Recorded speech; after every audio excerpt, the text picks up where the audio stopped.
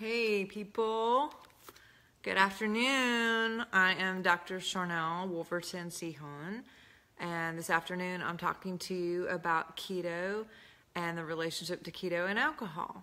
And I have my kitty here with me apparently. Let's go dive right into this. I hope you guys are doing great. Many of you are on this journey with me for keto, you fellow Ketonians, and I'm excited to do this journey with you. Hey, Carlin. Hi, you guys. So, yes, first of all, I'm going to just preface this whole thing with, I don't honestly drink that much, but the question keeps coming up, and that's why I'm choosing to share with you a little bit about it.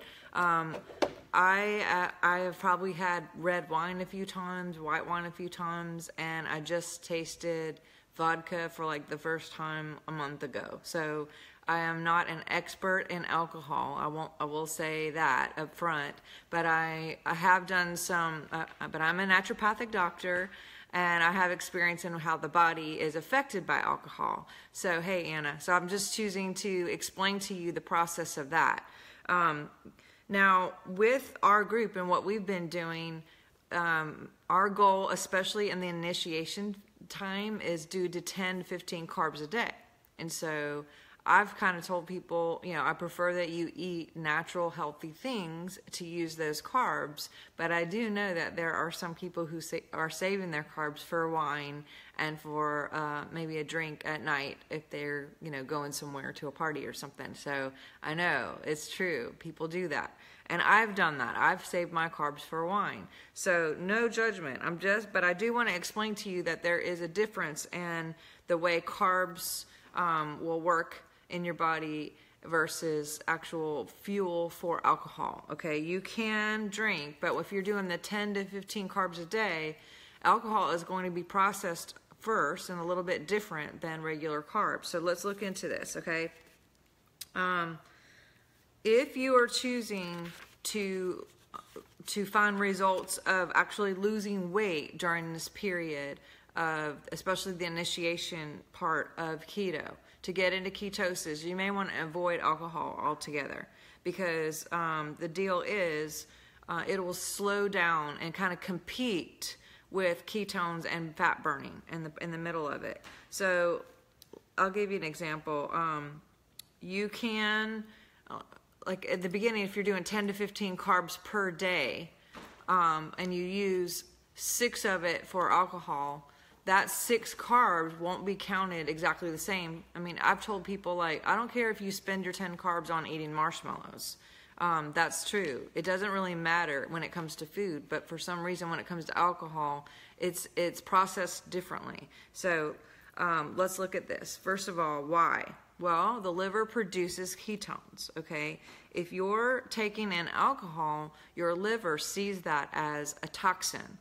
And so it's going to prioritize getting toxicity out of the body, and it's going to spend a lot of energy and work towards cleansing and detoxing the liver and the body instead of burning fat, which is what some people may be doing. Not everybody's doing that. Some people are using ketosis and keto just for the health benefits and the energy benefits and inflammation and mental clarity and all of those things. You may not be one of those people who are actually trying to burn fat in fat adaptation.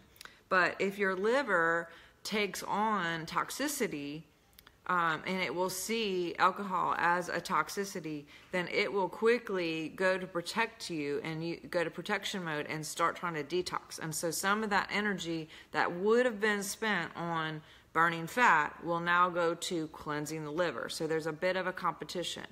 I hope that's good. I hope that makes sense to you. Also, if your body is burning fat once you get into ketosis, which is what it should do, the whole thing about ketosis is instead of eating or using fuel from sugar and carbs to get your body going, it will use your own fat. That's your stored fat. And so you can get into that fat adaptation probably within 72 hours. And it takes a while for new pathways and everything in your body to kind of get into that process of moving. But if you're drinking alcohol, it's going to burn the alcohol first. So since it's toxicity, it takes away some of the energy of burning fat. And B, because it's alcohol, the alcohol will be the first thing to burn over fat. So there may be a stall just for a little bit. Now, is that worth it to you? I don't know. You may not be trying to lose weight, and that's fine. So a stall and a quick turn to burn alcohol instead of instead of fat may not be a bad trade for you. So it just depends on who you are and what position that you're in. The good news is once the alcohol is burned, you're going to go straight back into ketosis, and you'll probably never actually leave ketosis. You're just going to switch from burning alcohol into ketosis. And so that is the good and the positive thing. It's not like you have to start over and go all through this whole fat adaptation thing where you're trying to get your body to relearn how to burn fat again instead of sugar. So that's the only good thing, although it will and may cause a stall. And some of you may just want to experiment with that a little bit, because I've seen some people who can drink and they're just fine and it doesn't have a big stall, and some it does. So let's look a little bit too about the different kinds of drinking, because if you're drinking really sugary things that include carbs and include sugar, then that will not only knock you out of ketosis, because your body will then have to start remembering how to burn sugar and carbs and start over and get you 72 hours to get back. But you're even on a chemistry level with your brain, that's going to cause some problems, because you're going to have the up and downs of I have sugar, I don't have sugar, I have sugar, I don't have sugar. So let's look at some drinking opportunities here of different kinds of alcohol that you may look into if you're choosing to stay in ketosis.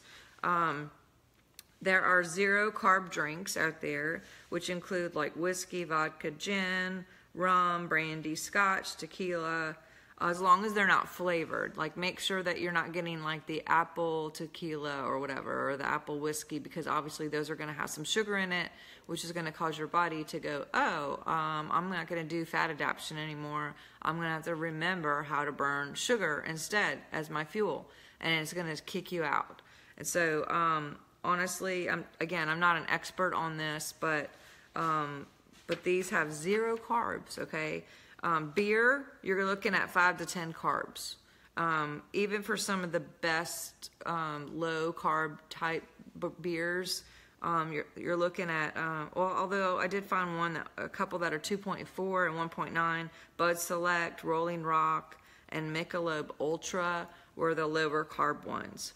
Then we have white wine, okay? White wine, you can go anywhere from 1.5 all the way to 10, 12 carbs, depending on the sugar content. Obviously, a sweeter wine is going to have more sugar, and it can't kick you out of ketosis, meaning your body would now be focusing on remembering how to get into the mode of burning sugar and carbs again instead of fat or alcohol.